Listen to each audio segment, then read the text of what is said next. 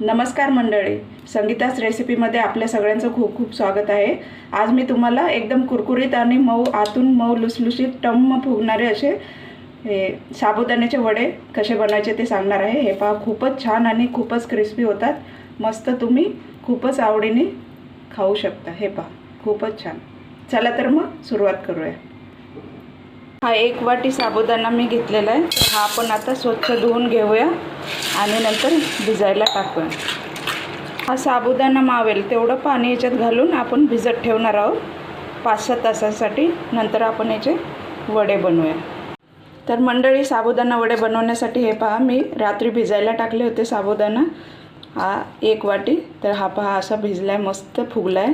आता त्याला साहित्य, एक बटाटा आपण त्याच्यात किसून घालणार आहोत। या 2-3 मिरच्या मी ठेचून घेतल्यात, अख्खं जिरे आहे आणि कोथिंबीर हिरवी चिरलेली आहे आणि हे शेंगदाण्याचं कूट हे पहा जाडसर असं ठेवलेलं आहे आणि हे चवीपुरतं मीठ।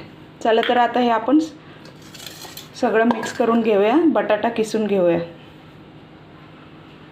हे वडे मंडळी खूपच अतिशय टेस्टी लागतात आणि कुरकुरीत होतात, खूपच छान लागतात।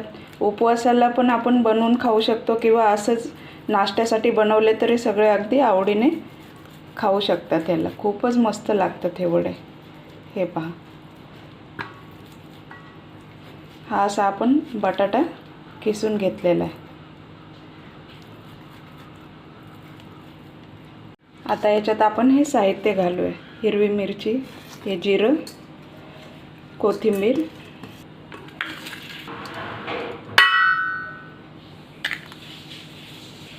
हे चवीपुरतं मीठ, तुमच्या हिशोबाने तुम्ही मीठ घ्या, तुम्हाला कसं लागते ते, आणि हे शेंगदाणे। चला आता याला मस्तपैकी असं मळून घेऊया।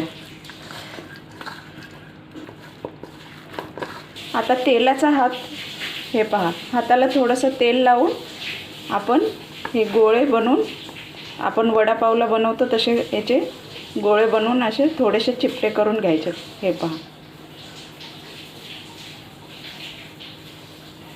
हा असा गोळा गोल करून थोडासा हलकासा हाताने दाबायचं आहे। हे पहा, चिपट करून घ्यायचे व्यवस्थित असे। आपण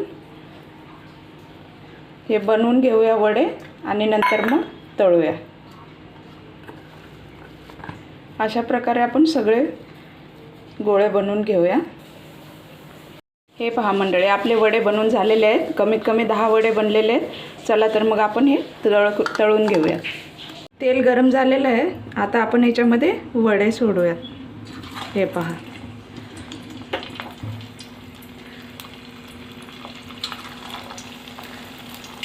एकदम कुरकुरीत, कधीही बनवून खाऊ शकतो, उपास असो किंवा नसो। जराशे मंद आचेवर शेकायचे मंडळी, नाहीतर काय होईल, गॅस फास्ट असेल तर वरून लाल होतील आणि आतमध्ये कच्चे राहतील। त्यामुळे जरा स्लो गॅसवरती तळले ना, मग ते मस्त कुरकुरीत होतात आणि आतमध्ये पण चांगले शेकले जातात। थोडासा ब्राऊन कलर खालून झाला की मग आपण याला पलटी करून घेऊया।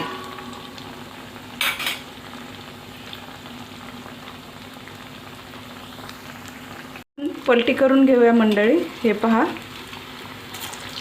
वा, छान, खूप क्रिस्पी होतात, हे खूपच छान होतात। आणि हे पहा, एकदम टम फुगलेले आहेत, खूपच मस्त। हे पहा, खूपच छान। हे तुम्ही चहासोबत खाऊ शकता किंवा चटणीसोबत खाऊ शकता किंवा सॉससोबत खाऊ शकता। तुम्हाला जशी आवड आहे तसं तुम्ही हे खाऊ शकता। हे पहा, मस्त गोल्डन कलर आलेला आहे मंडळी। खालूनही जरासा गोल्डन कलर आला की मग आपण याला काढून घेऊया। फायनली आपले वडे तयार आहेत मंडळी। हे पहा, किती मस्त गोल्डन कलर आला आहे, खूपच छान। असं थोडंसं तेल निथळून द्यायचं आणि मग काढून घ्यायचे। हे पहा, मस्त, असेच आपण सगळे वडे तळून घेणार आहोत।